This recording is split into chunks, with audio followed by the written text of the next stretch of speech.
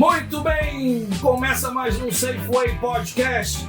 O Safeway Podcast número 4, depois da retomada, estamos aqui para mais um podcast que eu tenho certeza que vai abençoar a sua vida, vai ser engrandecedor e esse promete, eu tenho certeza que você vai gostar, então por isso, se inscreva no canal, esteja aí divulgando, ajudando a passar, compartilhe com seus amigos, porque esse vai ser bom, fica até o final, que eu tenho certeza que você vai gostar muito.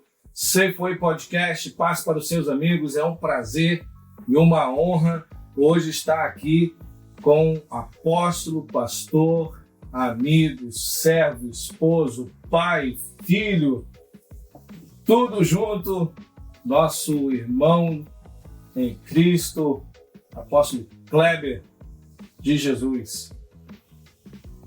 Muito bom. Que honra. Uma honra para mim, muito bom estar aqui com você, muito bom estar aqui nesse podcast. Tenho certeza que Deus tem algo a liberar aqui. Tem certeza. Vai ser bom demais. Vai ser bom demais. Maravilha. E como tem sido essa passada por Nova York, como tem sido aí esses momentos aí, como tem sido esse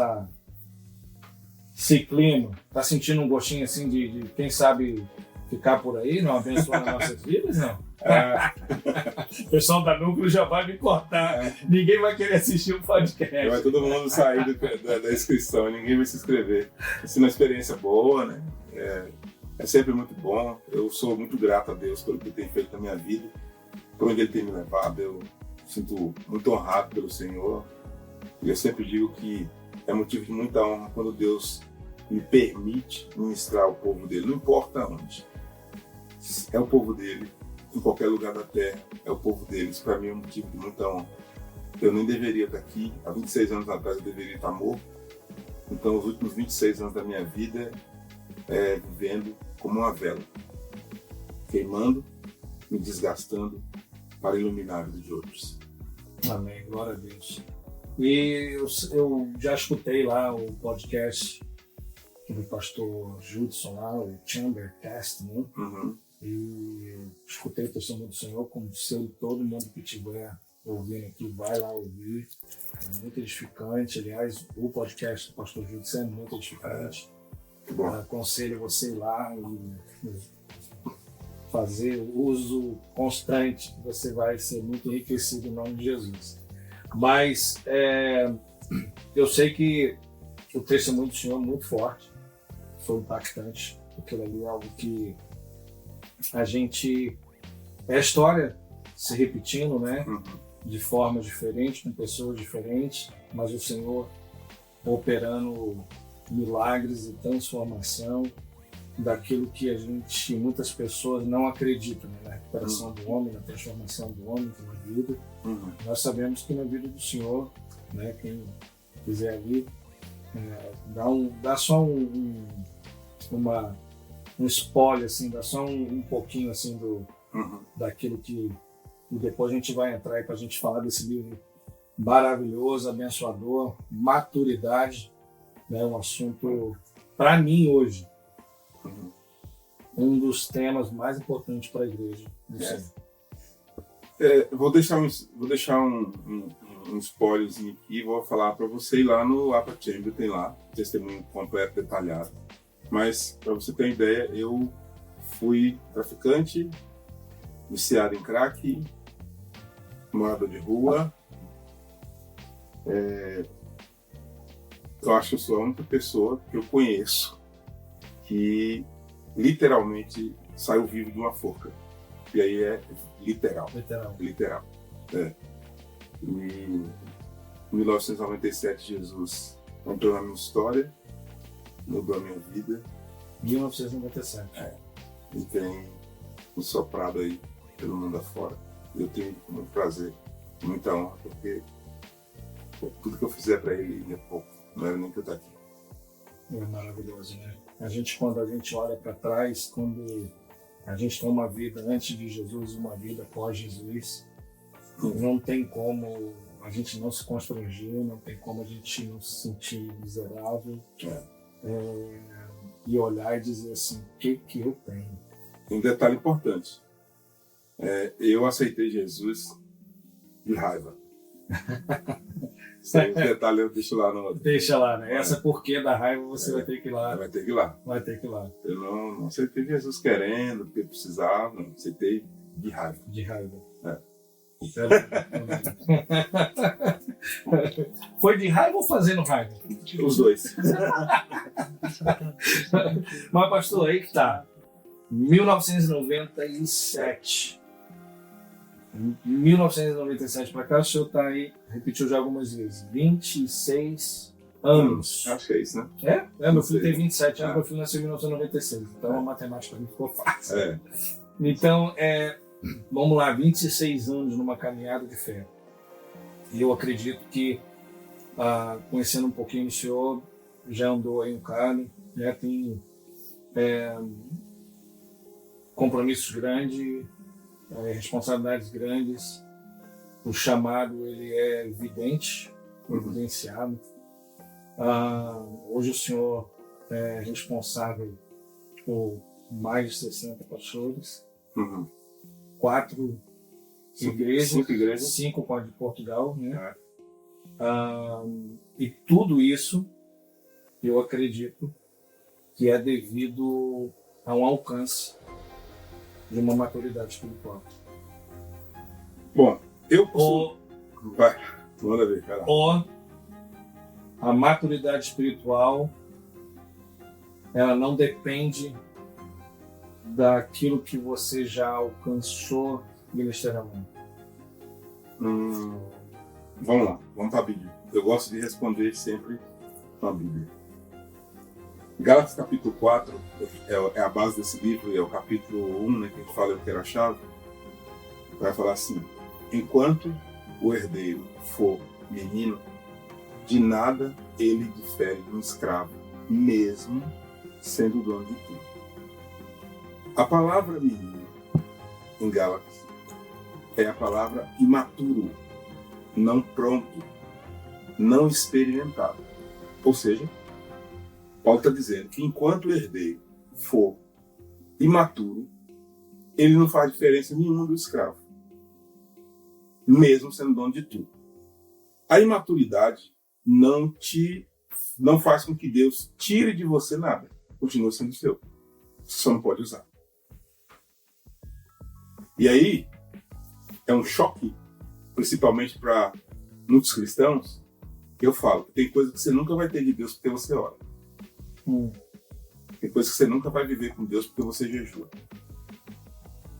Porque não adianta você orar. Porque isso seria o quê? Seria por você alcançar, seria mérito por causa da sua oração? Não, nós vamos para o texto. O texto está dizendo que enquanto o herdeiro for menino, de nada ele difere de um escravo, mesmo sendo dono de tudo. Ou seja, tem coisas que você só vai viver com Deus se você for maduro. Vou dar um exemplo. A minha filha tinha 12 anos, ela está aqui comigo, a Sara, com 12 anos, ela leu na Bíblia que existia primogenitura para mulher. Ela achou, eu não. E tem. Bênção da primogenitura na Bíblia para a mulher. Uau. Foi a descoberta dela. Ela achou na Bíblia e trouxe para mim. Quando ela trouxe, ela falou assim: pai, é o que eu achei. Aí eu, tá. E aí, onde você quer chegar com isso? Eu sou a primogênita. Eu tenho direito, tal. E ela, como uma criança, o que ela fez? Ela procurou alguma coisa para meio que se apegar como o ganho da primogenitura. Eu tinha um carro da Chevrolet, mas a filha, na época, e ela implicou. Criança. Cuidado, hein? Minha herança, esse carro é meu. E, a princípio foi uma coisa de criança, muito legal, bonitinho. Só que aquilo ficou muito maçante. Todo dia ela tocava no assunto e todo dia ela falava que o carro era dela porque ela descobriu que ela era primogênita e ela tinha direito à bênção da primogenitura. Ok? Só que aquilo, um dia, dois, é engraçadinho, uma descoberta maravilhosa. Imagina, você descobriu tua filha, uma criança, descobriu uma coisa na Bíblia que você não descobriu ainda. Você lê, estuda, prega. Sua filha acha. Eu fiquei nas nuvens. Só que com 30 dias eu já não estava aguentando mais aquele assunto. Já estava me irritando. Aí um dia, eu precisava resolver aquele problema, mas de maneira espiritual. De maneira que ela entendesse. A gente tava na mesa, não sei, ela inventava assunto e jogava isso. Ela jogou, eu falei assim, Sara, você sabe que tal irmão já viajou com o seu carro, que é seu, você é primogênito, você é herdeiro de tudo. Ela já mesmo. E o irmão fulano que dirige o seu carro, e fui falando de pessoas da igreja, que eu emprestei o carro, viajou e tal. Falei assim, só você que é a dona que nunca dirigiu. Da criança, ela cresceu. É mesmo, isso tá errado, pai. Por quê? Falei, porque enquanto você for menina, você é dona. Você não pode usar. Uau. Paulo está dizendo isso, que a imaturidade nos impede de viver algumas coisas com Deus. É seu. Mas você não pode usar. Sim, muito forte. Então, eu entendo que ministerialmente, o que eu vivo hoje? O que eu sou maduro para viver. E o que eu não vivo? O que eu ainda não amadureci. Tudo que eu já estou maduro, o Pai não vai me negar. Ele me entrega a chave. E tudo que eu ainda não sou maduro é meu. Mas eu não posso usar. Sou eu, a Bíblia. Mas e se eu orar e buscar? Não é isso que a Bíblia fala. A Bíblia fala que enquanto o herdeiro for menino, de nada ele escreve. De nada ele é diferente de um escravo. Mas eu vou pagar o preço, o problema é seu. Você só vai, se pagar o preço, te fizer amadurecer, tu vive, senão tu vai só pagar o preço. Porque enquanto não amadurece, não vai. É o que eu creio, está na Bíblia. E é por isso que eu vejo muitos crentes frustrados com Deus. Porque eles querem viver algumas coisas com Deus por alguns meios, né? Que só vai ter acesso a amadurecer. Isso é uma grande verdade. Você vê pessoas lutando por cargos, ministérios. Mas eu tenho chamado, eu sei pregar, eu sei fazer isso. Mas a gente assim consegue definir e falar assim, não, mas você não tem maturidade para isso. Né? Então é evidente essas coisas. É evidente. Você quer ver? Às vezes a gente não tem maturidade nem para orar. Já pensou Deus respondendo todas as suas orações? Imagina Deus te respondendo todas as suas orações. A gente vê um filho mimado. Né? Deus não vai fazer isso. Eu não sei nem orar. A Bíblia que fala. Você tá me ouvindo aí, você deve falar, que é isso, pastor? Você não sabe orar. Então, de duas, uma. Ou você está errado, ou a Bíblia está errada. A Bíblia diz que nós nem sabemos orar como convém. É o Espírito que decide por nós. Tremendo, né? É algo que a gente não tem como correr. É algo que está ali, está explícito. Né? Então, é uma chave isso. Sim. Né? Porque muita gente não quer buscar o amadurecimento. Ele quer viver como um menino, ele quer ficar como o Paulo falando ali. Você tem que amadurecer, não é mais tempo de ficar tomando leitinho. E tem gente que fica naquela...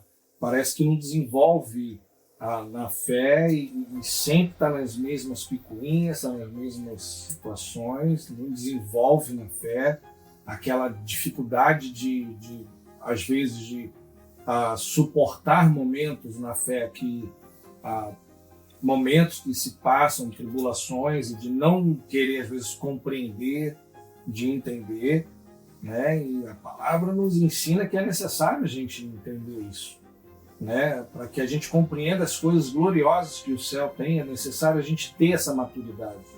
Se eu não me engano, tem em Filipenses, nós precisamos ter essa compreensão das coisas que a gente vive, né? E a gente tem que, muitas das vezes, parar de ficar olhando para as coisas para trás, olhar para as coisas que estão à frente para a gente alcançar, para avançar, né? Tem muita gente que fica tomado de ego por causa de escola, de estudos, de conhecimentos, de capacidade, de capacitação, e Paulo diz ali em Filipenses que isso tudo considerado para ele como esterco, né? Então, muitas das vezes eu vejo tipo assim, pessoas que às vezes não entende o todo do evangelho por causa de falta de maturidade? Bom, eu acho assim, vamos lá, eu gosto sempre, eu tenho um perfil comigo, eu gosto sempre de olhar o evangelho de maneira muito verdadeira. Eu não gosto de florear. Eu acho que nós na igreja, durante muitos anos, nós ficamos floreando demais. E isso faz mal. Eu acho que a gente precisa encarar o evangelho com a verdade que ele é. Né? É por isso que a gente vê alguns textos, a gente não interpreta, a gente não revela, não tem revelação deles, porque a gente fica muito floreando. Vamos lá. Começar por nós, pastores. Nós não ensinamos o povo maturidade. Historicamente. Nós ensinamos o povo um monte de coisa. Nós ensinamos, vamos fazer campanha. Ok, pra quê? Pra obter isso, obter aquilo. E se o cara estiver fazendo uma campanha para obter uma coisa que ele só vai viver com maturidade? Esse cara é o futuro crente problemático. Por quê? Porque ele foi incentivado pelo pastor para buscar uma coisa que a Bíblia diz que ele só vai ter se ele for maduro. Se a Bíblia diz que ele só vai ver aquilo se ele for maduro, e ele está buscando por meio de campanha, o que vai acontecer no final dessas campanhas? Se ele não obter por causa, ele vai frustrar. Vai frustrar. E essa frustração vai sobrar no gabinete de quem? Entende? Entende? Então a gente precisava, mas só que assim, ensinar a maturidade, levar o povo a ser maduro, também não é uma coisa muito simples. Por quê? Porque você vai levar o povo a ter postura, pensar e a questionar. E nem todo líder gosta disso. Boa parte dos líderes prefere um povo infantilizado. Isso é verdade. Porque um povo infantilizado, qualquer coisa que você falar, isso se torna verdade. Pronto. Toda situação que você tem um povo, uma população a qual você pode dominá-la com informação é tudo na vida. E se você não passa essa informação, não passa conhecimento, você deixa as pessoas manipuladas, você controla de forma mais fácil. Isso aí é conhecimento básico, né, que a gente entende, né, quando a gente começa a formar algum entendimento. Então, eu entendo também dessa forma que nós temos líderes que preferem deixar a membresia nesta aniquilação de conhecimento para não levar esse amadurecimento, porque vai ter questionamento. Tem muitos pastores que repreendem membros de participarem de cursos teológicos, desenvolverem sua fé, aprendendo mais. Havia um dito que se usava muito, né? Usando a Bíblia de forma errada.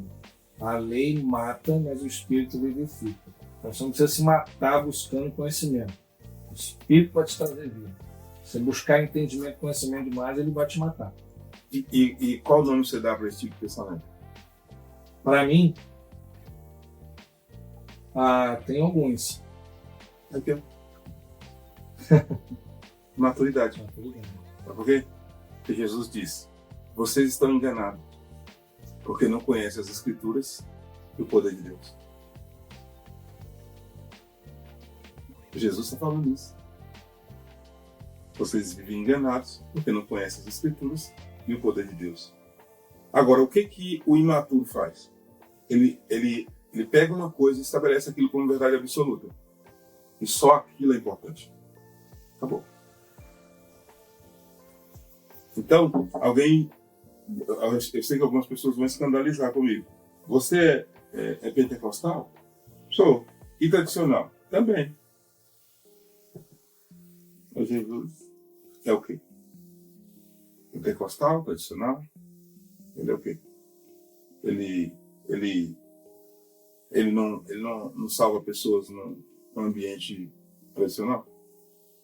Por que eu não posso ser usado? Agora, se você falar comigo, o que eu tenho mais inclinação, qual é o ambiente que eu mais me identifico, é um ambiente renovado. Agora, se falar para mim que Deus não está no ambiente tradicional, aí é. Para não se escandalizar comigo. Eu não concordo. Não concordo. Entendeu? Eu não concordo. Eu acho que tem gente que não conseguia ser crente na minha igreja. Mas as duas vertentes é verdadeira. Né? É verdadeira. Pensa comigo. Israel, a nação inteira era de Deus. Toda a nação de Deus? Israel era. Deus separou ele em 12 tribos. Proibiu até casamento entre as tribos. Mas todo mundo era de Deus? Era. Mas Deus sabia que sempre existia um povo que ia se identificar com o povo. Característica. Deus respeita isso. Só a imaturo que fala que quem não crê no que eu creio não é de Deus. Não é de Deus. Só. Porque o maduro fala, Deus... Imagina, as cartas do Apocalipse, Deus se revela para cada anjo de uma revelação. Imagina a reunião daqueles 7 pastores, os 7 líderes. Mas no final a questão é a mesma, a orientação é a mesma. Mas imagina a reunião. Ó, Deus falou comigo. Como que ele é? Ele é aquele que tem os olhos como um chão de fogo. Então não foi Deus não. Porque o Deus que fala comigo é o que tem os pés com latão reluzente. Imagina. Aí ia começar a discussão. É o que a gente faz. É o que a gente faz, a gente começa a brigar. Eu costumo dizer que a gente arruma muito problema procurando pelo em ovo e aquilo que tem realmente a verdadeira necessidade a gente esquece. A gente arruma briga com coisa que tipo assim, é necessário, é bom, é legal, sim, mas o foco principal não pode ser esse. Então, parece que a gente está saindo do assunto, mas não, se trata de maturidade. Sim. Se trata de maturidade. Então, quando eu sou maduro o suficiente para entender que um irmão reformado, um irmão pentecostal, qualquer um dos dois, nas suas vertentes ali, é aquela história de Calvino. Você vai complicar o negócio. Maturidade é a chave, reverendo. A minha resposta ela é muito pronta para isso. É aquela velha história, já me foi indagado. Eu já fui um pastor americano me indagar se eu era arminiano ou calvinista. Isso com base porque ele queria saber, a gente ia usar o templo dele para nossa igreja. E a gente ia estar lá usando o templo, frequentando e tal. Ele queria saber de mim, né, na sabatina que eu estava passando com ele. Ele falou, cara, você é arminiano ou calvinista? Você não está me perguntando, não. Oi? Você não está me perguntando isso, não. Eu já sei a resposta, mas se você quiser responder e quiser falar, eu também tenho a resposta para mim igual a sua, pelo que eu vi.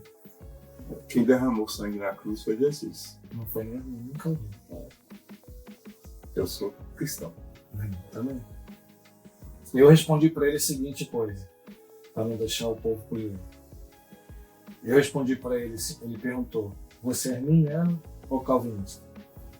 Eu olhei para ele e falei assim, sou bíblico. Eu acredito que tanto Arminio quanto Calvino contribuíram para a fé de todos. Glória a Deus. Vida que segue. Vida que segue. Próxima pauta. Porque não tem o que você... Se você vai ficar lutando, tem gente que prega mais Calvino do que Cristo. Tem gente que vai ficar lutando sobre Arminio, lutando que ele querendo ser advogado de Arminio. Você sabe o que mais me entristece? E nem Cristo pediu para ser nós sermos advogados dele. Vamos lá, vamos ser sinceros aqui. O nome disso para mim é vaidade. Também. Sabe por quê? Me diz agora, na mesa dos novos convertidos que converteram mês passado, semana passada, nos últimos meses, qual deles estão discutindo esse assunto? Nem eu. Eles estão nem aí para isso. Sabe o que eles estão querendo? Cristo. A alegria da salvação. Tá louco. Não querem falar de Jesus, não querem falar de Jesus. Então, esses debates giram em que ambiente? Ambiente de disputa. Onde os que estão debatendo querem ter razão. E como eu não quero ter razão, eu quero ser feliz. A razão fica, vocês ficam brigando por ela aí, vocês podem pegar a mim, seja de graça. Eu quero viver com Jesus. Eu acho que essa é a parte mais importante. Mas isso reflete a maturidade. Porque muitas vezes a gente acha que maturidade ela se trata também a respeito de ter conhecimento. As pessoas acham, o cara é maduro, conhece bem a Bíblia. Uma das coisas que eu trato no livro é que maturidade não tem a ver com idade. Eu conheço pessoas de muita idade imaturas. Todo mundo pensa, fulano é maduro, olha o cabelo branco. Cara, eu conheço gente de cabeça branca. E tempo de igreja. Isso aí nem se fala. Isso aí nem se fala. Tem gente que tem carteirinha de igreja para dizer o tempo que tem de igreja. Aí nós temos um capítulo aqui que é capítulo 2, né? Do nosso livro, é Efeito Anão. O que é isso? Né? Por favor, se alguém estiver me vendo e tiver essa característica, não é uma crítica, foi a ideia que eu tive para fazer as pessoas entenderem o que eu queria comunicar. É quem a gente chama de anão. É uma pessoa que o físico dela não acompanhou a sua idade. Né? Bom, pega isso para a vida espiritual. Quem são os anões espirituais? São aqueles que têm uma idade de cristão, mas o seu crescimento não é compatível. O cara tem 30 anos de crente e continua com as mesmas necessidades de 30 anos atrás. Com as mesmas dificuldades de 30 anos atrás. Ele não cresceu. Ele só teve idade. Ele não cresceu. Só tem tempo Só tem tempo de casa. Mas não evoluiu, não desenvolveu. Aí o que Paulo fala? Paulo não, deixa eu ver se é Paulo agora. Acho que é o escritor da carta aos Hebreus, se não me engano. Fala assim, vocês deveriam estar comendo comida sólida, mas vocês ainda estão tomando leite. Era para estar feijoada. Era para estar ensinando, estão aprendendo. Não. Está fora. Em outras palavras, você está fora do time correto da sua história. Porque pensa comigo, se eu deveria estar ensinando e eu estou sentado aprendendo, eu me perdi no tempo. Simples. É isso, mas é o que eu digo até a respeito dessas indagações e questões que se ficam voltando à pauta o tempo todo. Outro dia eu estava na mensagem, eu sei que o senhor não gosta de falar sobre isso, mas a gente vê aquele mesmo questionamento que vai voltar a falar, pode bebida alcoólica na igreja, coisa e tal. Pelo amor de Deus, tenha santa paciência. Já era para ter virado essa pauta. Vamos lá. Né? É uma coisa que, tipo assim, já rendeu demais. Vamos lá, vamos amadurecer. Vamos olhar para a realidade do mundo e vamos ver o que a consequência da bebida alcoólica e você vê se isso se ela é benéfica. Se ela é benéfica, vai para cima. Agora ela é. Né? Eu citei isso na minha mensagem, que eu estava ouvindo um podcast com um policial da BOP, que ele disse que a maioria dos casos de visitações policiais, elas, seja violência doméstica, acidentes, brigas, elas são frutos de bebida alcoólica. Eu penso assim, né? Então, eu penso assim, que algumas coisas, tudo que eu vivo na minha vida é muito na luz, né? Então assim, não tem nada a esconder. Por exemplo, quando eu tomo uma Coca-Cola, eu tomo na frente de todo mundo, eu não preciso de ter medo de escandalizar ninguém tomando a Coca-Cola, né? Quando eu dou um beijo na minha esposa, eu posso dar na frente de todo mundo. Eu entendo que isso não é pecado, e não tem nada de errado eu dar um beijo na minha esposa. Quando eu dou um abraço na minha filha, eu posso dar na frente de todo mundo. Eu posso orar na frente de todo mundo, eu posso comer um churrasco na frente de todo mundo. Então eu penso que o que eu posso fazer na frente de todo mundo, é óbvio que com maturidade a gente vai falar com, claro, a minha intimidade com minha esposa, né? Mas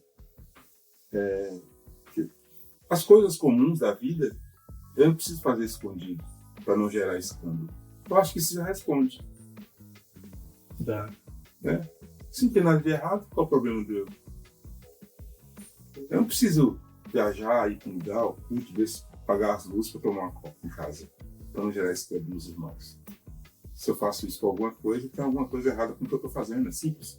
Exatamente. Simples. É aquela questão que Paulo fala da carne, né? Da carne idolatria, né? Aquela questão toda ali, não fazer para não escandalizar os irmãos. Essa mesma essa mesma situação. Mas vamos lá, pastor, vamos mandar a pauta. Vamos voltar aqui, que é muito polêmico. Não, é muita, mas eu quero porque nessa questão de maturidade, porque eu vejo mesmo as indagações, elas vão em volta, e porque um aparece de uma forma, presente de outra, o outro ficam ali brigando. Isso eu vejo uma certa imaturidade, e é isso que eu digo, porque a igreja hoje, eu vejo certos aspectos e assuntos que não desenvolvem. É essa síndrome que não cresce, não desenvolve. Aí querem usar, Spurgeon fazia, Spurgeon fumava, fulano de tal, que na Alemanha, que na França. Por que eu tenho que ficar usando bengala para poder ficar dando desculpas, né? Ficando dando desculpas para apoiar a minha tese daquilo que eu quero fazer. Sabe? Eu penso que o que é de Deus e o que é bíblico, você não precisa se defender. Ele defende por existir.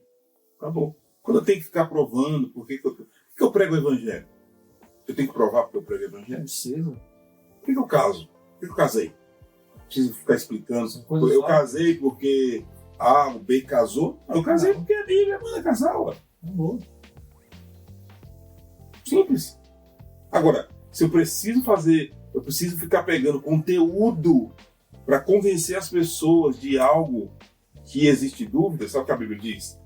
Seja a paz o árbitro do teu coração. Quando tem paz no meu coração, Agora, quando não tem, eu preciso falar assim, não, mas eu fiz, mas fulano fez. Então não tem paz, eu tô usando a vida dos outros para justificar o meu comportamento. Entendeu? Então não tem convicção no que eu tô fazendo. Exato. Eu tô buscando conteúdo para provar que eu posso fazer. Exato. Se eu preciso usar a imagem de alguém que viveu antes de mim, ou que teve uma outra experiência, com diferenças culturais, com um ambiente diferente, com situações completamente diferentes, a população diferente, a forma que vivia, todo um ambiente diferente, tem como. Para justificar o que eu estou fazendo? Não dá. Usa Jesus, mano. Usa Jesus para justificar o seu pensamento. Posso te dar uma ideia? Eu conheci um homem no Rio de Janeiro. Ele foi consagrado, ele assumiu a igreja. Ele era alcoólatra, no último estágio, morava na rua. E ele assumiu a igreja nesse estágio. A igreja explodiu na mão dele. Contexto. A mãe dele era uma igreja de bairro, uma casinha, na Baixada Fluminense. Quando eu fui lá, nós chegamos na porta da igreja, era uma casinha. Uma casinha, portinha de madeira. Quando ele abriu, lá dentro, uma estrutura violenta. Falei, aí eu perguntei a ele, por que a fachada da igreja era uma casinha e lá atrás que era aquilo tudo? A minha mãe, essa era a igreja da minha mãe. Eu era um alcoólatra e aqui reunia minha família. A minha mãe teve um sonho que ia morrer em 15 dias. E contou para a igreja. Aí o pessoal, tá bom, tipo coisa de velha. Não, põe em ata. Você vai pôr em ata que eu vou morrer em 15 dias. E quando eu morrer, o meu filho é que vai ser o pastor da igreja. Mas o filho que ela colocou como pastor da igreja era o alcoólatra. 15 dias ela morre. Quando morre, aí a família falou assim, peraí. E agora? Beleza, fez o velório, chamou ele para uma reunião. Ele foi bêbado. O cara, só fazer. Mãe morreu, isso aqui tá aqui em ata. E tô nesse estado, assim. Então quer dizer que eu sou pastor da igreja, bêbado? Eu conheci esse homem. Sim. Então, como pastor da igreja, vou dar uma direção para vocês aqui. Me interna por 6 meses e cuida da igreja para mim. Quando eu voltar, eu assumo. Os irmãos internaram ele. Cuidou da igreja. Ele voltou 6 meses depois, assumiu a igreja explodiu, virou um grande homem de Deus. Agora, eu vou fazer uma regra por causa disso. Vou fazer uma regra? Não pode. Não posso. Você não pode fazer regra em cima de experiências. Entendeu? Aí, eu vou pegar a vida de fulano e vou fazer daquilo uma regra. Não. Não vai. Não vale, não tem como. Inclusive, uma dica para você, pai, que lida bem com a bebida. Você não tem garantia que seu filho vai lidar bem com a bebida. Exatamente. Não faça disso uma regra. Pode ser que você vai passar o resto da vida lidando bem com a bebida, com o cigarrinho. Mas e seu filho? Você tem certeza que ele vai ser controlado? Esse é um bom ponto. Eu costumo dizer que a bebida alcoólica dentro de uma casa, ela é uma serpente dentro da casa. Um dia ela foge. Yes. Vamos lá. Pastor, meu AP. Então vamos lá. Dobrados. Ótimo. Bom capítulo. Você sabe que Jesus, um dia, contando uma parábola, disse, olha, o homem plantou trigo, veio o inimigo e jogou o joio, né? E aí chegou os discípulos lá, os trabalhadores, falaram, quer que arranca? E cresceu junto. E agora, o que vamos fazer? Poxa, vamos arrancar o joio. Qual foi a direção? Não. Deixa crescer junto. Para a época da colheita. A época da colheita é a época de quê? É a época que o trigo está pronto. Maduro. Pronto. Maduro. Ok? E por que não pode arrancar o joio agora e pode arrancar na colheita? Porque o trigo e o joio, eles são idênticos. Com uma única diferença. O trigo tem fruto. O joio não.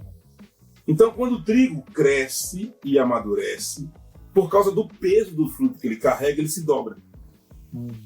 Como o joio não tem fruto, ele nunca se dobra. Então era mais fácil selecionar na colheita. Por quê? Na época da colheita, tudo que tivesse dobrado era trigo e o que não tivesse dobrado era joio. Mas se não é época da colheita, podia arrancar enganado. E aí que está o ponto do dobrados. Porque você quer saber se alguém está maduro, veja o quanto ela está disposta a se dobrar. Uau! Excelente. Pessoas que não se dobram, elas não amadureceram. Maravilha. Porque uma das características de quem amadurece é se curvar, é se dobrar, se submeter, é aceitar, é abrir mão. Eu sempre uso para casais, eu pego 3 copos, né? 3 copos, coloco na mesa e coloco aqui, ó. Aqui é você, esposa, aqui é você, marido, e aqui no meio é o copo chamado razão. Aí eu falo, ó, se tirar a necessidade de ter razão, quantos por cento de briga vocês teriam? A maioria vai dizer, 99% não existiria. Eu falei, então por que vocês brigam? Porque todos estão buscando uma coisa só. A razão é coisa de imaturo. Porque o imaturo quer ter razão. Maravilha. Entendeu? O maduro se dobra. Tá bom. Tá de boa. Vamos submeter isso e vamos viver feliz. Vamos tocar pra frente. Então, e aí, Jesus disse para Pedro, Satanás me pediu uma coisa. Aí imagina, né? Ele passou 1000 coisas na cabeça de Pedro. É o quê? Pediu para te peneirar. Como peneira é o quê? Oi? E eu imagino que Pedro falou assim, obviamente, né? Você não deixou, né? Jesus falou assim, orei para você não perder a fé. Ou seja, em outras palavras, deixei. Satanás vai te peneirar. Mas tem um detalhe. A peneira daquela época, ela tinha 5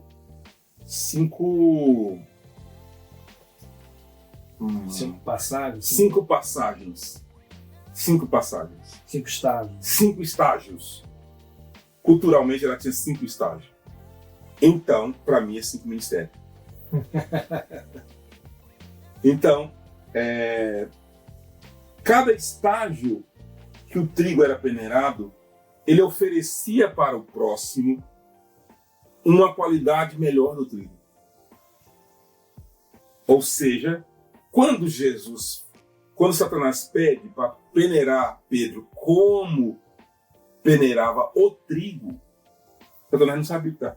Talvez Satanás pensou assim, vou arrebentar com ele. E Jesus falou assim, você vai melhorar ele para mim. Você vai deixar só o bom.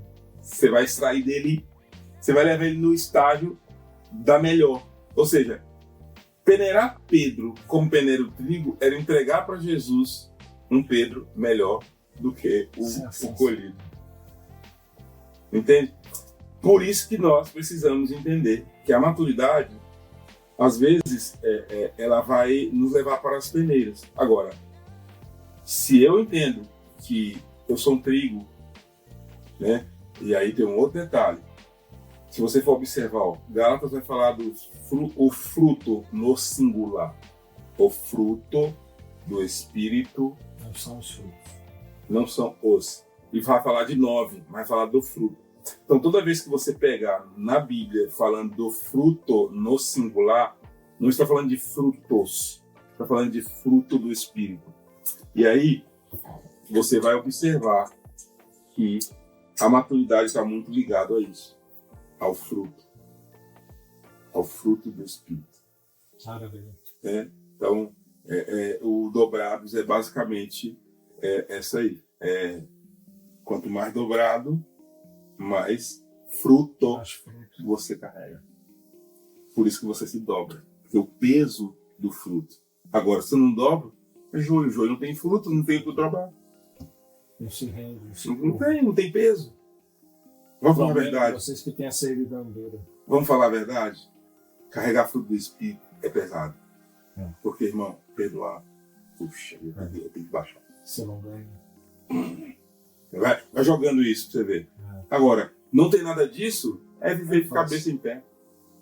Só que vai chegar a colheita. Nós vamos saber. Para quem vai para o braço do agricultor, né? E quem vai para a fornalha. Porque a palha, ela... Fornalha. Se você procurar no YouTube, vai ter um vídeo, o cara coloca na mão. Já vi. O trigo. Ele aí esfrega. É a mesma coisa. A diferença é que um fica o fruto e o outro fica só o pó. É o joio. Não tem nada. O joio promete tudo, não tem nada. Não tem nada. Tem a mesma estatura. Fala aleluia, glória a Deus, paz do Senhor, sangue de Jesus tem poder, dizima, oferta, ministra. Faz tudo. Só que não dobra. É complicado. Ele só não dobra. Ele faz tudo. Ele tem tudo do trigo. Só não tem o fruto. Por isso... Agora eu tô encucado aqui. Agora eu tô encucado aqui. 5 ministérios. Sim, é 5 peneiras. Porque, pra mim... Se quiser, a gente chuta pro próximo. Não, ok. Então vamos seguir no ponto. Vamos lá. Ou entrando no 5 ministério. Não, eu acho. Vamos seguir aqui. Vamos seguir. Volta pra maturidade. Mas eu ver que tá. A gente vai ter que conversar, não. Aí vai ficar no off. Vai ficar no próximo podcast. 5 ministérios, tanque de 5 portas. Tanque de Bethesda, 5 entradas. Vamos deixar aí. Ficou no ar.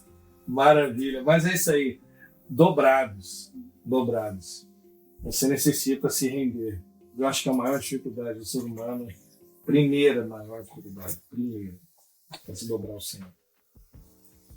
A primeira grande dificuldade. Mas... Você quer que eu piore um pouco a coisa? Por favor. Vamos lá em maturidade é a chave. Você está pronto para essa conversa? Está pronto? Vamos lá. Maturidade é a chave. Escuta. Jesus chegando na região de Cesareia de Filipe, fez uma reunião com os discípulos. A reunião tinha 2 pautas. A primeira, quem os homens dizem que eu sou? Aí alguém levantou a mão na reunião, Elias, João Batista, todo mundo falou, todo mundo já pensa. Aí, ok, primeira pauta, já entendi, já sei a opinião. Segunda pauta, quem vocês dizem que eu sou? O que aconteceu? Pedro salta na frente e diz: tu és o Cristo, filho de Deus vivo.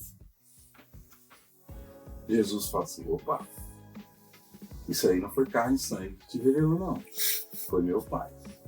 Mateus 6,6. Uma outra conversa, é secreta, é outra conversa. Tem coisa que você só vai descobrir em Mateus 6,6. Uma revelação de Cristo por meio do Pai. Uma vez que o Pai revelou para você quem eu sou, agora eu vou revelar para você quem você é. Então é espelho, identidade. Sobre essa pedra edificarei a minha igreja, está falando de ministério. As portas do inferno não prevalecerão contra você. Está falando de proteção. Quando disser sim na terra, ou ligares, é a mesma coisa, será sim no céu. Autoridade. Te entregarei as chaves do reino. Acesso. Jesus libera 5 coisas sobre Pedro. Pegou? 5 mistérios, 5 entradas e 5 transferências. Ok? Esse cara recebe tudo isso. E na sequência, Jesus repreende e ele fala que ele estava endemoniado. Depois disso, ele vai pescar. Ele abandona tudo e vai pescar. Ele vai para o Getsemane com Jesus. E lá, ele corta a orelha de Malco. Como era o nome do soldado? Malco. Por quê? Reino. Era a igreja imatura, ferindo o reino em nome de Jesus. Uau. Ele vai para a fogueira. Ele nega. Cadê aquela unção toda da transferência que Jesus entregou a Pedro? Onde está? Cadê? Jesus não entregou para ele? Não liberou sobre ele tudo aquilo? Mas cadê? Estuda a vida de Pedro, desde o dia de Cesareia de Filipe até João 21. Você vai ver que Pedro só fez besteira. Mesmo recebendo transferência, oração e palavra de Jesus. Ele recebeu. Mas aqui não está uma questão... Porque eu vejo um Pedro do Pentecostes para trás e um Pedro do Pentecostes para frente. Não. Você dividiu na época errada. Eu vou te mostrar na Bíblia. Onde está a divisão? Você dividiu um pouco depois. A divisão está um pouco antes. Jesus aparece. Jesus restaura o ministério dele após a ressurreição. Ok. O que aconteceu? Eu vejo ele transformado mais na frente. Vamos para o detalhe? Ele está pescando a noite inteira. Não pegou nada. Certo. Jesus aparece. Faz o quê? Lança a rede do lado direito. Ok? Jesus, quando ele puxa a rede cheia de peixe, Jesus estava onde? Na praia. Fazendo o quê? Assando pão e peixe. Ele chega na praia, Jesus dá ele para comer pão e peixe assado. Correto? Sim ou não? Faz sentido? Jesus deu ele comida. Jesus deu ele pão e peixe. Jesus estava na fogueira. Deu ele pão e peixe quando ele chega na praia com a rede. João 21. Quando ele termina de comer, Jesus faz 3 perguntas. Que parece a mesma. Pedro, tu me amas? Qual é a primeira resposta de Pedro? Imediata. Sim. Tu sabe? Jesus pergunta de novo. Pedro, tu me amas? Qual é a segunda resposta de Pedro? Sim. Tu sabes que eu te amo. Jesus pergunta de novo. Pedro, tu me amas? E qual é a terceira resposta de Pedro? Ele fala assim. Tu sabes todas as coisas. E muda a resposta. Sabe o que o versículo seguinte fala? É aí que está o segredo. Para mim, aí está a divisão. O versículo seguinte vai dizer assim. Jesus disse para Pedro. Quando tu eras imaturo, ou menino, a mesma palavra de Gálatas. Cingia-te a ti mesmo. E ia para onde queria. Agora, pois, que és maduro, ou que é homem formado, depende da versão, ergue as mãos ao outro. Eles te cingirão e te levarão para onde não quer. Ali para frente existe um outro Pedro. Não. Amém. Porque essa questão, Jesus está tratando com ele da crucificação dele. Não. Está tratando da vida. Pedro. Toda. o reconhecimento dele daquilo que ele vai se entregar, ele não vai ter poder sobre a vida dele. E ele vai se entregar, ele vai se dobrar, ele vai se render. Depende. Ele não vai ser mais aquele brigão que vai meter com a espada. Então, nós estamos falando de alguém que acabou de mudar de vida. Exatamente. É porque, o que acontece? Eu não consigo ver a vida de Pedro fatiada. A vida de um homem ela é completa, principalmente de um homem de Deus. Ela não é fatiada. Mas ela não é fatiada, mas ela é desenvolvida. Sim, nós estamos falando de um homem Maturidade. que Jesus está dizendo para ele agora que ele amadureceu. E até então, se você pega daqui para trás, pega o histórico dele daqui para trás. Mesmo ele tendo promessa, o que ele vivia? Até quando ele acertava uma coisa, ele passava vergonha na sequência. Ele anda sobre as águas e afunda ali na frente. Agora, pega daqui para frente. Porque Pedro não mudou no Pentecostes. No Pentecostes, Pedro já se revela. Ele já interpreta o Pentecostes, um pescador. O Pentecostes não mudou Pedro.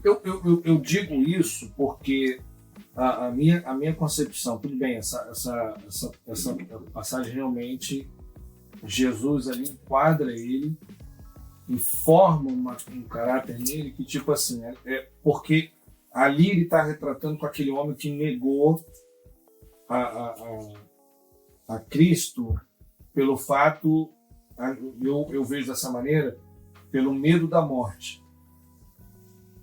Porque ali estão todos com medo. E ele nega Jesus num ponto que, tipo, ele está negando Jesus, né? Naquele momento ali onde ele diz, você é um deles. E ali o medo dele, tipo assim, eu não vou assumir o que eu sou. Se eu vou assumir, eu vou para Chibata com o mestre. Ele é um daqueles que está ali junto com ele. Naquele momento ali, ele está naquele processo. E ele nega 3 vezes, né, que é aquilo que o Senhor tinha falado que ele ia fazer. E naquele momento ali, ele entra num momento de angústia. Ele entra num momento de angústia e ali ele fica... Tanto que ele volta, que ele larga tudo e volta, como o Senhor disse. Volta para pesca. Ali, o ministério dele, tipo assim, olha, eu não quero mais. Frustrou total o reconhecimento, tipo assim, eu não tenho capacidade. Eu não tenho capacidade. Eu não me rendo, eu não me dou, eu não me entrego. Eu não tenho capacidade de morrer junto com ele. Né? E então, por isso que eu vejo naquele momento ali, ele está tratando com Jesus, Jesus está tratando com Pedro.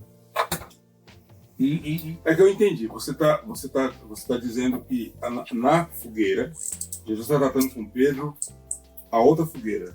É uma coisa específica. Ok, faz muito sentido. Ninguém é dono da verdade absoluta e todo mundo tem. Eu não consigo. E é ponto de vista, o porquê. E aí vamos lá no Pentecostes. Aqui na fogueira, né, Jesus está restaurando ele ali, e na fogueira lá ele estava negando com medo da chibata. Com medo que ele ia passar junto com Cristo, o que ele está ali naquele momento. Ele não quer aquilo. E muita gente critica Pedro, mas eu ainda admiro. Porque ele é o único que ainda está em volta. O resto estava lá no Upper House lá, escondido. Todo mundo se escondeu e ele estava lá. Então eu ainda admiro ele. Falei assim, não, o cara, ele ainda tem um ponto ali que ele está lá. Só que lá no Pentecoste, quando ele vai lidar com os judeus, ele mete o dedo na cara. Vocês mataram o Cristo. E ali ele já prega para eles e vai para cima. Por isso que eu falo desse momento de transformação lá, que lá, eu estou falando da evidência, né? Porque a nossa vida é um processo. Né? A maturidade é um processo. Se eu estiver errado, você me corrige. É um processo. É um processo. Cristo vai nos dando as diretrizes e vai nos formando. E eu vou passando esses processos. E quando eu chego ali, que eu recebo esse poder do Espírito Santo de Deus, ali eu sou capacitado e tomado da presença de tal maneira que eu já não me intimido mais. E com aquela palavra dada de Cristo que ele estava, Eu creio que ali é o selo. Bom, eu penso um pouco diferente. Vamos lá. É porque, assim, eu penso que a formação de um homem de Deus, tão proposital como Pedro, ela não é uma formação limitada. Aqui eu estou tratando da fogueira. Para mim, Jesus está tratando em toda a história de Pedro, ele está preparando esse Pedro e vai formando ele em tudo. Porque, assim, eu não estou falando que é errado, é a minha visão. Aqui é para isso, ali é para aquilo, aqui é para aquilo. Então, fica parecendo que lá no capítulo 21 de João, aquele episódio era único para a fogueira. E eu vejo mais coisas nesse texto. Por exemplo, quando Jesus fala assim, você erguerá as mãos aos outros, eles se cingirão. De que Jesus estava falando? Vamos para a história? Vamos para o contexto? O que era isso? Jesus estava falando das pernas. O que era cingir? Pegar a ponta do vestido, trazer para a cintura, ou trazer para os lombos. Para quê? Para determinar o tamanho do passo que você precisava dar. Sabe o que para mim Jesus está dizendo? Pedro, na tua imaturidade, é você que ditava a velocidade que você andava ou não. Agora você é maduro, você não vai ficar ditando as regras. Você vai erguer as mãos e outros vão te cingir. Ou seja, não é você que vai escolher mais se é você que cinge a cintura ou se cinge os lombos. Porque o cingir era para isso. Era para determinar os passos. Quando que alguém cingiu o lombo? Quando precisar nadar. Precisa passar no rio. Eu pego a ponta do vestido, amarro no pescoço, né? Cingir os lombos para poder ter passo. Se precisar nadar, eu vou poder bater perna. Eu preciso chegar num lugar e o prazo, preciso cingir a cintura. Eu subo um pouco o vestido para o passo ser maior. Então, existem muitas coisas dentro do mesmo contexto. Essa é uma delas, mas eu sempre gosto de ver no todo. Então, eu penso que no todo, na formação do homem que amanhã vai estar andando na rua e alguém vai gritar assim, Simão, ele vai olhar para trás e falar assim, oi, você não viu? O quê? Tua sombra está curando. Hã? Tua sombra está curando. Isso tudo Deus vem trabalhando esse cara que vem dando cabeçada, cortando a orelha, afundando, sabe, fazendo uma série de outras coisas, e Jesus vem trabalhando. Só que chega para mim um ponto que Jesus determina, porque é simples. Ele estava até agora há pouco, nesse mesmo dia do capítulo 21 de João, ele estava pescando e não pegou nada. Aí ele só pega porque Jesus falou.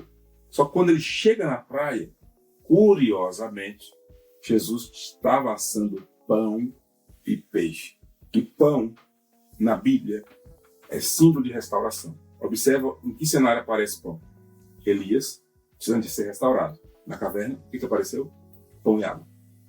Os discípulos em Emaús, indo para o destino, no lugar errado, na hora errada. Cleopas e o outro.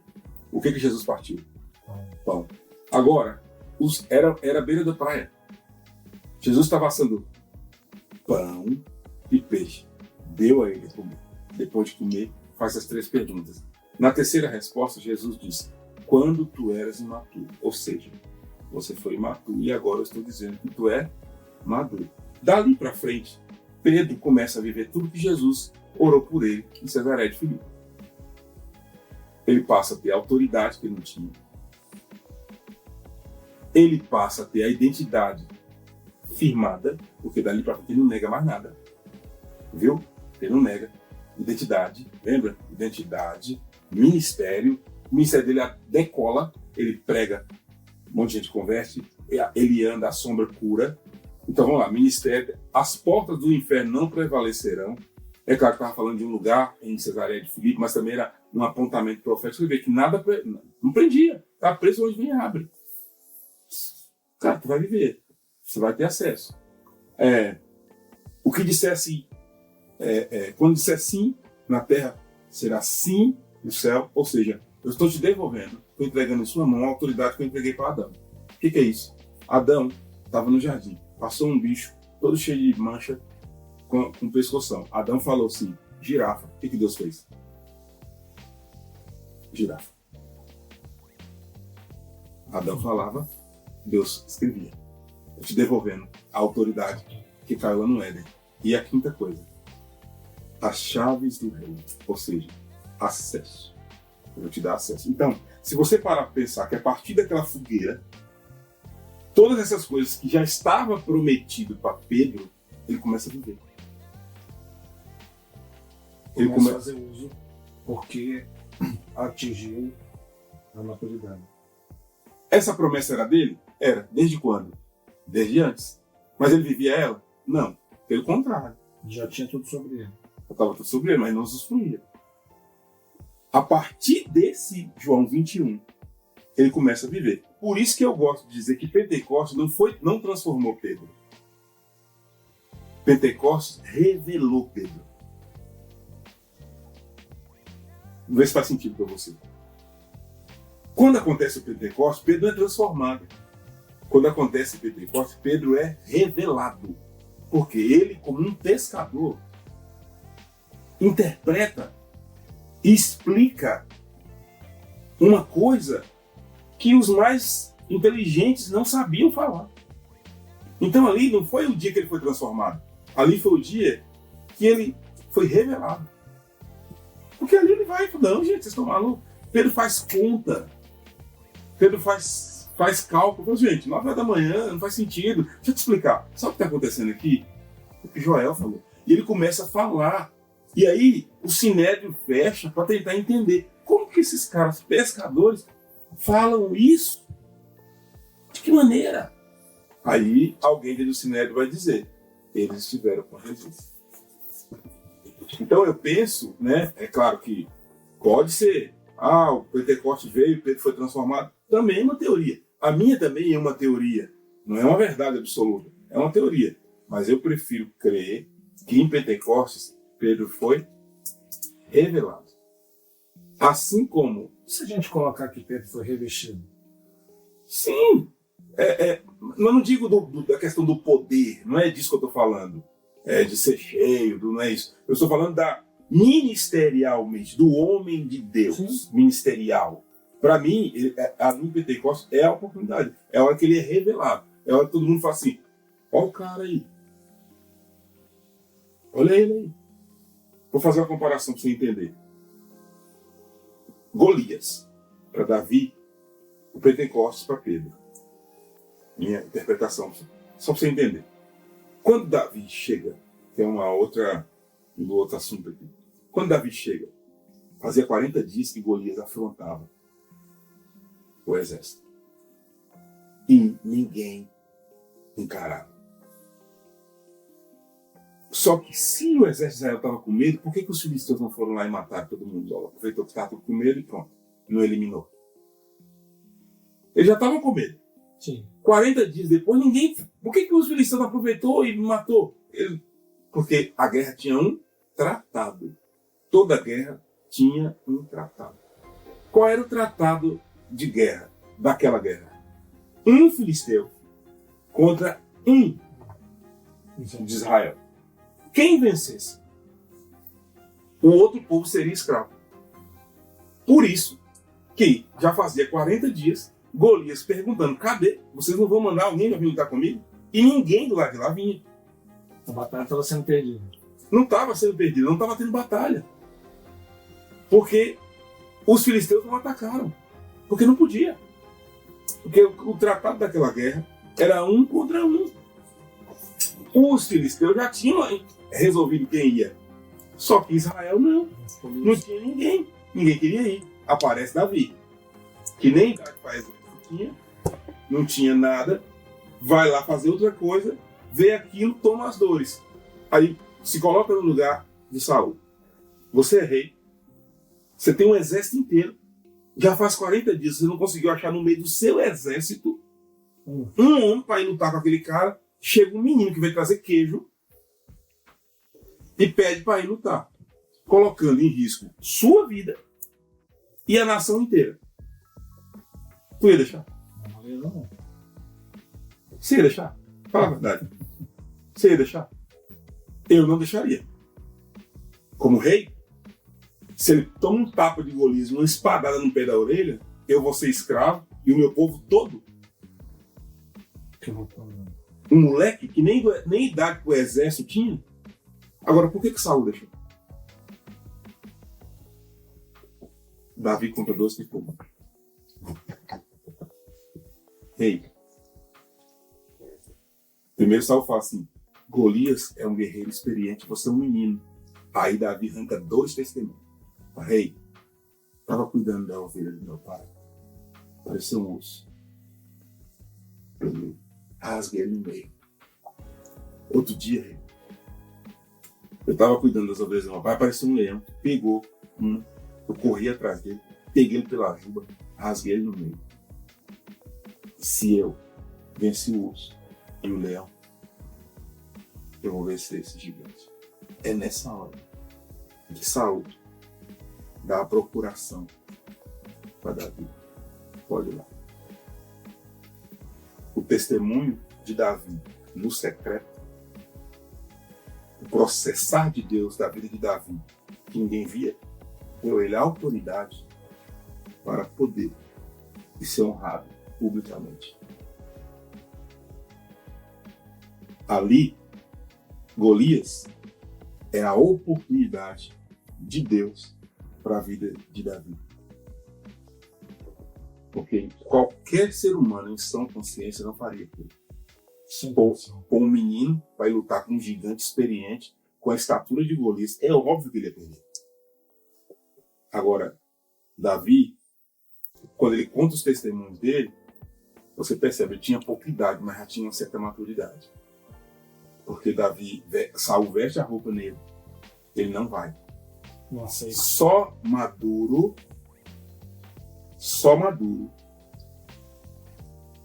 não aceitava aquilo. Afinal de contas, Saul era o rei. Davi tinha uma palavra de Samuel, que ele tinha sido ungido rei.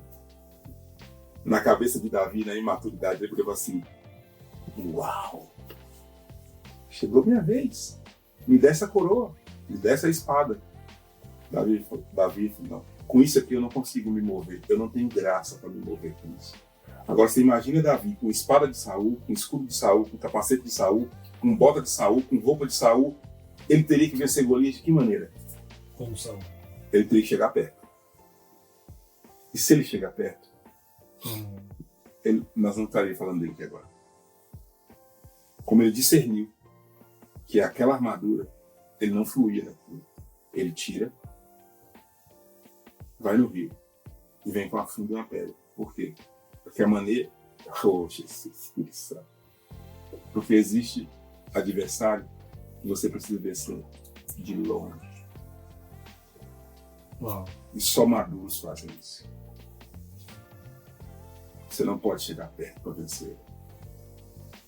Você tem que vencer de longe. Você não pode aproximar. Você chega perto e o Golias te pega. Então vai catar uma funda, uma pedrinha, 5 pedrinhas.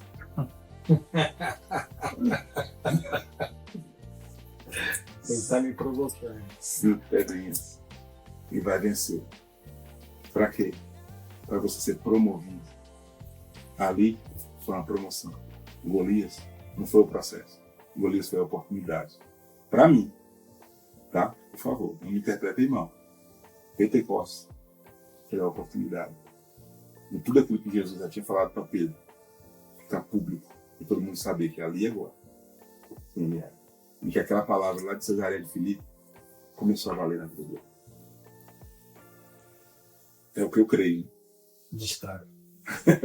É o que eu creio e não gosto de nada assim, como se eu tivesse isso é a verdade. Eu lido muito com muita... tem muito, por exemplo, a minha esposa já é desse mesmo texto, tu me amas, tu me amas, tu me amas, tu me ágapes, tu me, filéus, e tu, como é que é?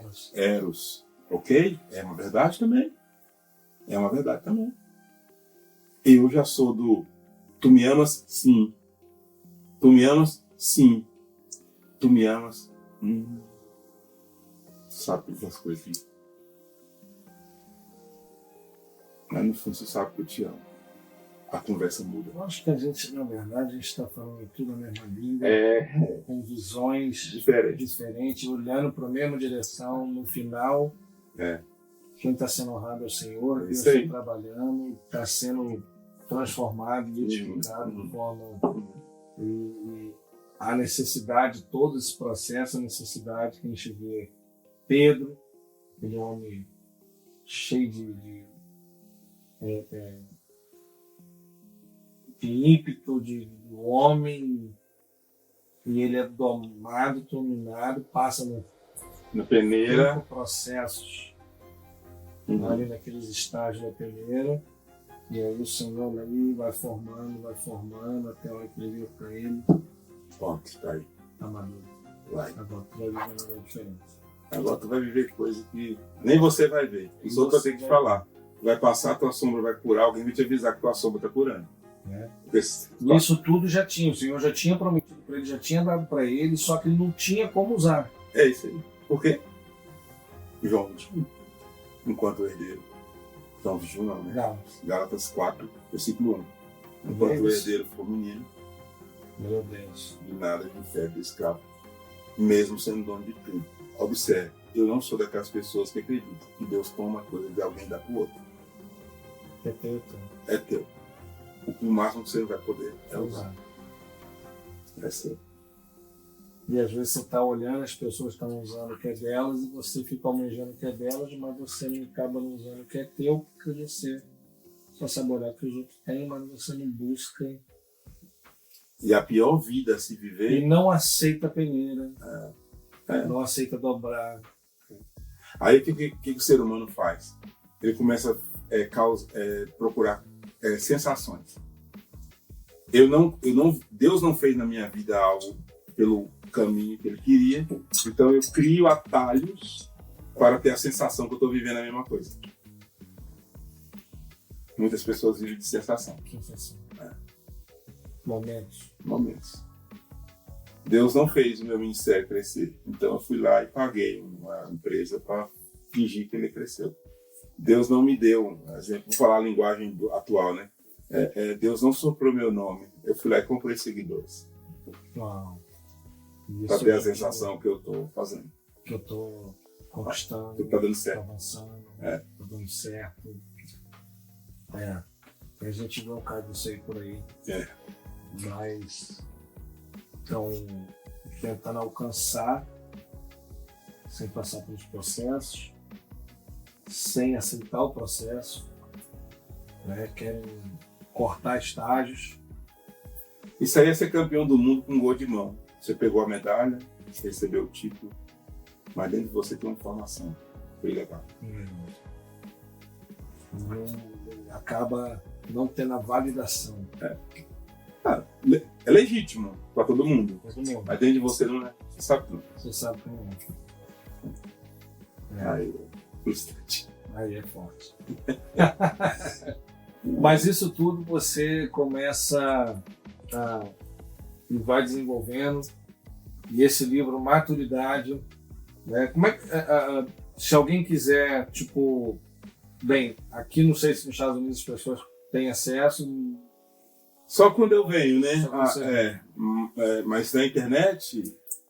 Quem está no Brasil... Blessed.com.br, que é a editora Blessed, ou blessed.com.br, que é a distribuidora, né? Um pessoal de uma irmã, Marcele e o Rafa, casal de irmãos da igreja, que tem a distribuidora e também vamos ver se a gente consegue colocar na editora. Na descrição, a gente colocar. Só manda para mim depois. Sim. A gente botar na descrição para o pessoal ter acesso, porque eu acredito que é um material que vai. Eu tô vindo sempre aí, agora não tem mais. Quem estiver aqui, fica em comunicação com a gente. Quando o AP Club estiver por aí, a gente dá um jeito. Eu gosto muito das pessoas adquirirem meu produto, não por uma coisa assim, não. Eu gosto que as pessoas tenham contato com aquilo, porque eu não fiz livro para alguém colocar mais um no armário, né? Eu fiz para edificar, para alguém pegar Eu gosto que as pessoas me mandam, eu recebo toda semana, testemunhos. Olha, isso aqui, a pessoa posta, né? Elas postam. Todo mundo que posta coisa do livro. Para e-book, alguma coisa? Com essas várias vindas para cá, né? Nos Estados Unidos, vou ter que fazer. Eu sou leitor, né? Leitor não gosta muito de ouvir, né? Gosta de ler, né? Mas eu tô vendo que nós vamos ter que fazer o audiobook. Pode ser o audiobook, o e-book. O e-book vamos ter que fazer. Isso acho que facilita o acesso de alguma forma, né? Facilita. AP, muito bom.